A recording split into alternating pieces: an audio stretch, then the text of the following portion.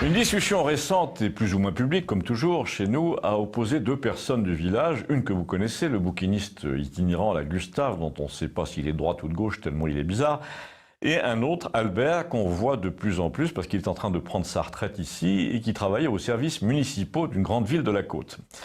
Albert est toujours du côté du manche, il trouvait même Hollande très bien, c'est vous dire, et la discussion au début portait sur la prétendue obligation faite à la principale opposante du président de la République, Marine Le Pen, par une justice quand même complètement timbrée, d'aller se faire soigner ou au moins expertiser psychiatriquement, alors que, comme le soulignait l'aimable Gustave, le président de la République, lui, rejette son père à 15 ans pour se mettre en ménage avec le double de sa mère, ment à tout le monde de manière maladive pour conquérir le pouvoir, déclare plus ou moins qu'il habite sur l'Olympe, mais lui ne relève d'aucun spécialiste. À quoi celui qu'on pourrait appeler le légaliste, là, l'ancien fonctionnaire municipal, répond que le juge n'a fait qu'appliquer la loi et qu'il est prévu que si on montre des images cruelles sur Internet ou ailleurs, on se fait examiner. Entre parenthèses, si c'est vrai, là c'est moi qui parle, Google devrait être dans le box parce que si vous tapez Daesh et torture dans Google Images, il faut un bataillon de psychiatres.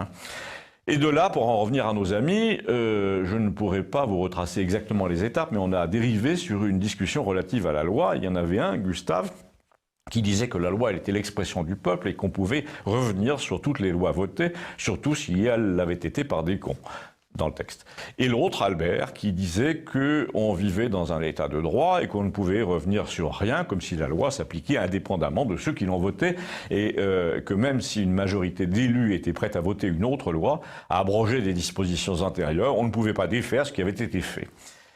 Si je me souviens maintenant des étapes de la discussion, ça passait, figurez-vous, par l'Hôtel de la Marine, qui est un bâtiment magnifique qui est à Cologne, situé au coin de la place de la Concorde à Paris, un bâtiment du 18e plein d'histoire et que connaissait Gustave parce que l'un de ses cousins avait travaillé chez Maxime à côté, mais surtout parce que Marcel Proust, dont il adorait les livres, faisait partie d'un cercle appelé de la rue Royale, situé au même endroit. Il y avait un tableau célèbre, cité dans Proust d'ailleurs, qui montrait ce bâtiment avec la fine fleur de l'aristocratie de l'époque, et notamment le prince de Polignac, le comte de la Tour-Beaubourg. Et tout ça, nous a-t-il dit, pour que le Qatar rachète le tout, il y a 15 jours là, pour y coller on ne sait quoi, des jacuzzis, des suites avec des poignées en or. Il a dit, il a conclu vivement que renationalise tout ça et qu'on jette tout ce monde-là dehors avec un franc d'indemnisation symbolique. Un franc.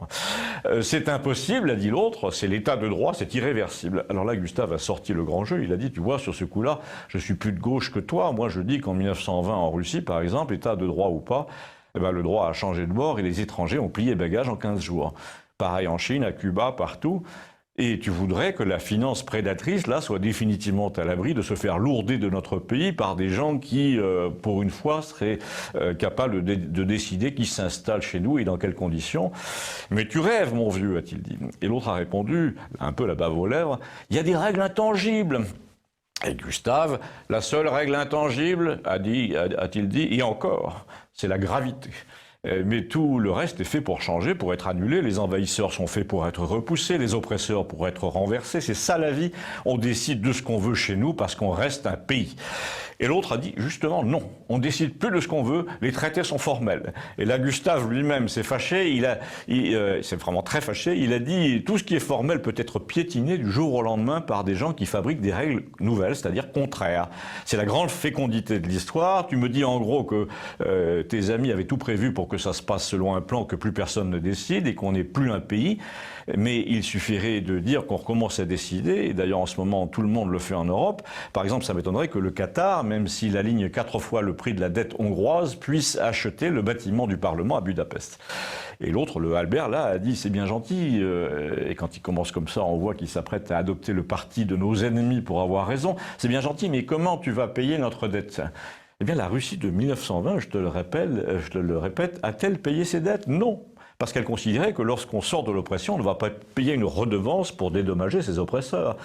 Et tu prétends appliquer ça à l'Europe ? Je ne prétends rien, dit-il. Je suis devin. Je dis que c'est comme ça que ça va se passer. Et que le Qatar aurait tort de croire qu'il possède l'hôtel de la Marine pour l'éternité.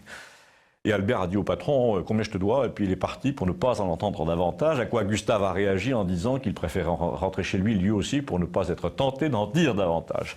Et je me suis retrouvé devant le patron qui a conclu « Moi, si le Qatar vient me racheter mon hôtel, je refuse. »